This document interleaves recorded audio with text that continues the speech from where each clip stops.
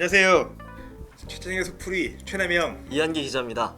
그때 세 번째 시작 부분에서 저희가 말씀드렸던 것처럼 예. 철도 중심으로 예. 저희가 설명을 드렸는데 네. 이제 도로에 대한 것도 좀 필요하지 않냐는 목소리가 좀 있었어요. 네. 그래서 이제 저희가 따로 추후에 코너를 좀 마련해가지고 네. 도로에 대한 설명도 한번 드리도록 하겠습니다. 네, 지금 수도권 산업권에서는 뭐 철도만큼 도로 개발도 한창인데요. 그 서부 간선 지하 도로를 또 포함해가지고요. 뭐 서해안 고속도로 확장 사업, 그다음에 평택시 고속도로 확장 같은 그 사업들이 추진 중에 있는데요.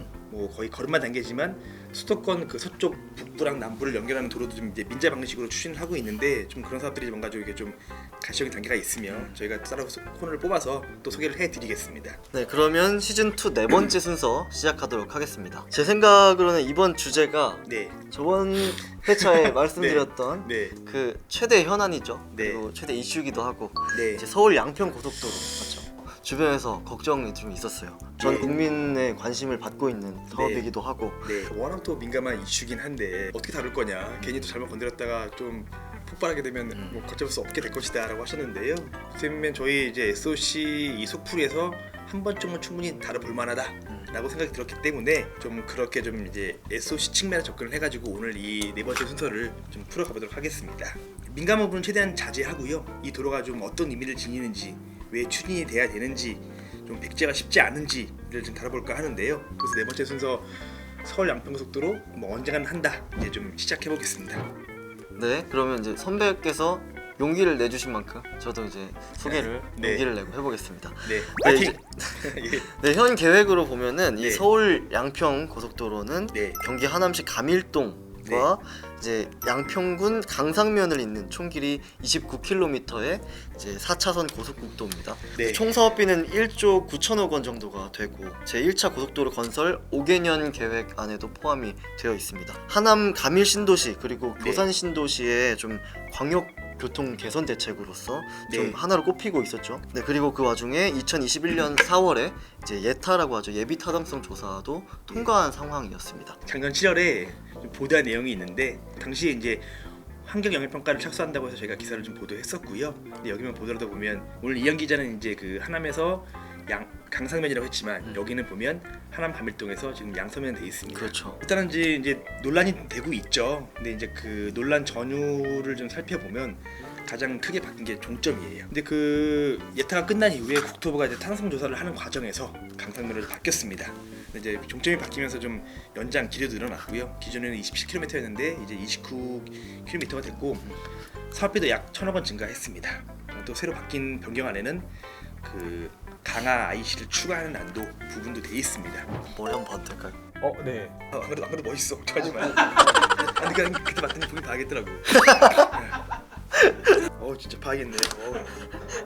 머리. 아니 머리가 납작해진 채로 네. 두시면 어떡해요, 피디님. 네, 그럼 바로 이어서 하겠습니다.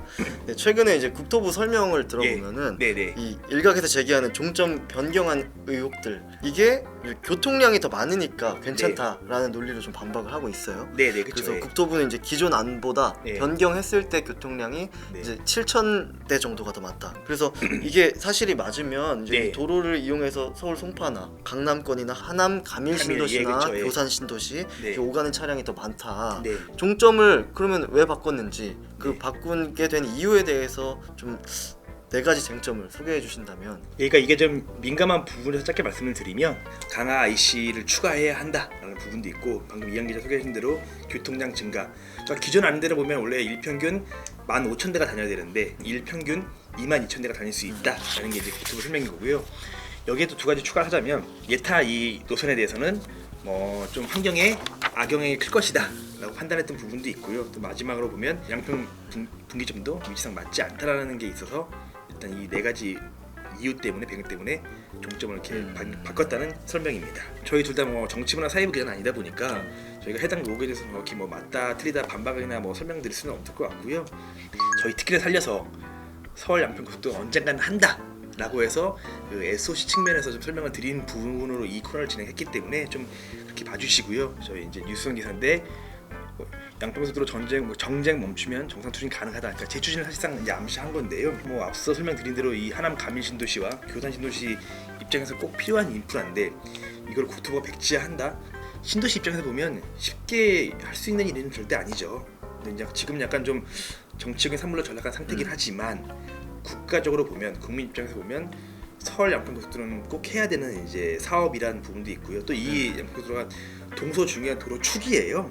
그만큼 이제 그 다양한 지자체와 주민들이 좀 편의를 볼 수 있는 노선이란 때문에 국토부가 다시는 언젠가 하겠다라고 이렇게 좀 단언해서 말씀드린 겁니다. 네, 제가 서울 양평고속도로에 대해서 조사를 좀 해보니까 네. 이 서울 양평고속국도는 이미 2017년에 1차안에 포함이 됐었고 그렇죠. 예. 그리고 동서구축으로 네, 또 예. 이제 설정이 돼 있었잖아요. 여기 보시면 지역 균형 발전을 위한 고속도로 건설 계획 네. 2011년 5월 기준인데 네. 이렇게 쭉 보시면 남북 이축부터 해서 네. 이렇게 쭉 동서구축까지 나와 있어요. 이미 예전부터 네. 좀 추진을 준비를 하고 있었고 그 저희가 이현 기자 소개대로 여기 지금 고속도로 건설 계획도 나오지만 여기 이제 그 국가 도로망을 보게 되면 현재 지금 이 구간이 되는 이 부분인 건데요. 서울 양평고속도로가 여기서 또 끝이 아니에요. 동쪽으로는 쭉 가서 양양까지 이어지기도 하고요. 또 현재 계획상을 보면 서쪽엔 지금 이제 시흥까지도 이게 이어지거든요. 서울 양평고속도로는 현재 지금 민자 방식으로 추진 중인 시흥 송파 도로와 이어질 예정입니다.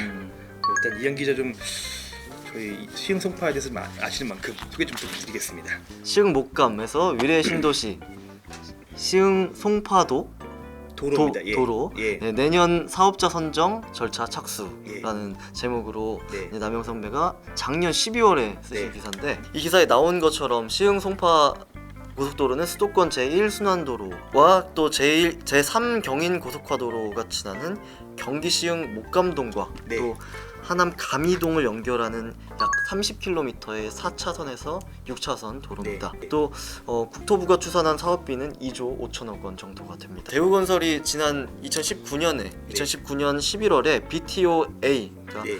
보면 손익공유형 민간투자라고 예. 하는데 이 방식으로 건설을 제안을 했고 네. 또 한국개발연구원 공공투자관리센터에서 네. 주관하는 민자 적격성 조사도 통과를 사실상 했습니다. 이어서 다음 단계인 전략 환경 영향 평가도 예. 이제 거의 완료한 걸로 알고 있는데 사실 서울 송파구 뭐 일부에서 좀 반대를 좀 하고 있긴 한데요. 현재 또 진행은 되고 있습니다. 그래서 민자 적격성에서도 충분히 좀 사업성이 있는 것으로 나왔는데요. 뭐 경제성 분석이라 하죠. BC 분석 이제 이미 1이 넘은 걸로 알려져 있습니다.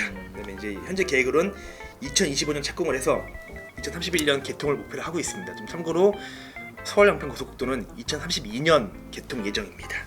아 근데 그 전에 한 가지 더 여쭤보자면 네. 이제 BC 분석이 1이 넘었다고 하셨는데 네네. 이 부분에 대해서 간략하게 어떤 내용인지 무슨 말인지만 BC 분석이 뭐냐면 비용 대비 편익 분석인데요. 1이 넘었다는 얘기는 투입하는 비용 대비 편익이 더 크다는 얘기입니다. 다시 한번 저희가 지금 서울 양평고속도로 좀 설명드렸는데 충분한 지금 가치에 대해서 좀 공유를 해주셨으면 공감해주셨으면 좋겠다는 말씀으로 좀 수술을 마치겠습니다. 사실상 이게 도로가 뚫린다고 하면은 나쁜 편은 아닌데 이제 그거에 대한 이득을 보기 위한 논점이 좀 바뀐 부분 때문에 오히려 저희의 취지는 이 양평 고속도로로 인해서 우리가 조금 더 편리하게 생활할 수 있다라는 걸 생각해 주시고 봐주시면 될 것 같습니다. 네, 맞습니다. 예. 코너 속의 코너 AS 시간인데요. 저 이번에 기승집단과 경제야 놀자를 보면서 우리 댓글 퀄리티가 많이 좋아졌다라는 걸 좀 느꼈어요. 네, 이게 나온다는 걸 아시기 때문에 네, 좀 예. 핵심을 찌르는 몇 개가 있었었는데요. 자, 먼저 첫 번째 한번 얘기를 해드릴게요. 이분은 벌써 두 번째 당첨이세요. 그 GTS 공정률에 대해 문의해주신 토롱님께서 이번에는 타당성 조사라는 게 정확히 어떻게 이루어지는지 궁금하기도 합니다라고 답변을 해주셨어요. 그러니까 보통 이제 타당성 조사는 그 아까 소개했죠. 예타 다음 단계를 보시면 될 것 같은데요. 뭐 예타 단계에서 추진 여부를 따졌다면 타당성 이 조사 단계에서는 좀 더 상세하게 뭘 어떻게 해야 할지를 좀 구체화하는 단계인데요. 혹시 뭐 손님께서 지금 이 상세 내용도 궁금해서 이 과업 지수를 좀 달라고 하시면 제가 메일 알려주시면 따로 제가 메일로 보내드리겠습니다. 또 다른 댓글로 그 지하철은 1호선부터 9호선까지 있는데 10호선부터는 왜 없냐라고 얘기를 해주셨어요. 보면서 저도 아까 피디님 말씀하셨지만 정말 댓글이 지금 퀄리티가 정말 다르구나라고 생각했었는데요. 이제 10호선에 대해서 좀 설명을 드릴게요. 이게 좀 내용이 있는 좀 설명인데요. 10호선은 좀 일부러 안 한 게 아니라 못 한 겁니다. 왜죠? 그러니까 무슨 얘기냐면요. 우리나라 이제 지하철을 보면 총 3단계 거쳐서 지금 추진이 됐었어요. 1단계에서는 1, 2, 3, 4, 5선, 2단계는 5, 6, 7, 8, 3단계에서는 9, 10, 11, 12. 근데 저희는 지금 보면 1부터 9만 돼 있죠. 근데 이제 지금 10단계 10호선부터는 추진이 멈춘 건데요. IMF라든지 금융위기 등등을 거치면서 재정이 좀 많이 모자라서 돈이 없어가지고 못했던 부분이 좀 있어요. 예를 들면 이제 정부가 구상했던 10호선은요, 그 경기 광명에서 경기 구리를 잇는 노선이고요. 여기서 보면 이제 영등포라든지 뭐 서울역을 거치는 노선도 있고요.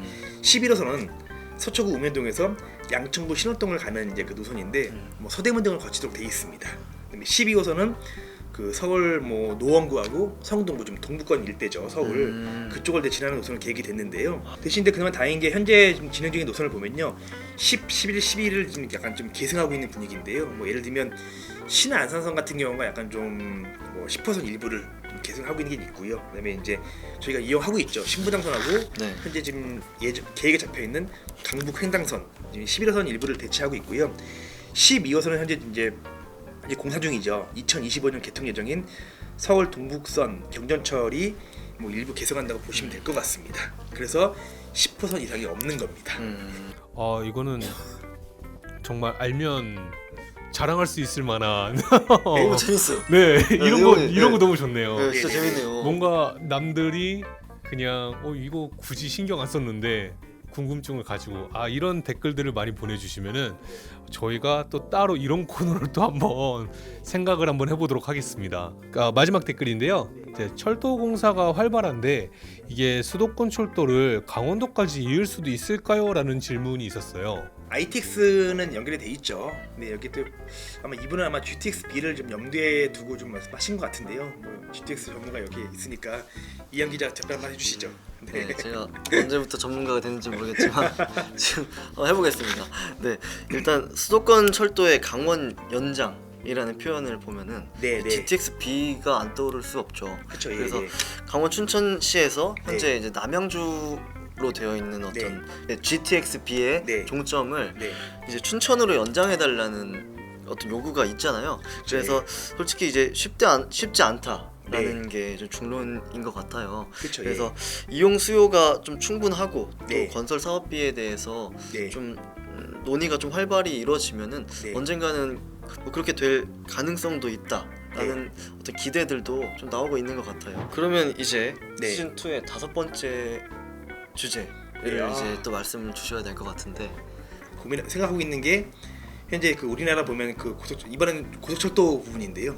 현재 크게 보면 지금 경부선하고 호남선이 돼 있죠. 근데 지금 경부 호남선 사이에 중부선이 추진이 되고 있어요. 다음은 좀 중부선 고속철도에 대해서 소개를 해드리고 좀 어떻게 좀 진행이 되고 있는지 그런 수를 한번 지금 제가 좀 말을 한번 해보겠습니다. 기대가 됩니다. 네, 네.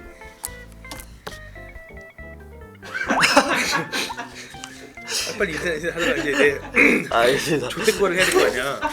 오늘은 정말 좋은 댓글이 달려가지고 네. 저도 이제 선배한테 좀 배우는 좋은 네. 시간이 됐었는데 댓글 꼭 달아주시고 구독과 좋아요도 한번 네. 잘 되어 있는지 체크 한번 부탁드리겠습니다.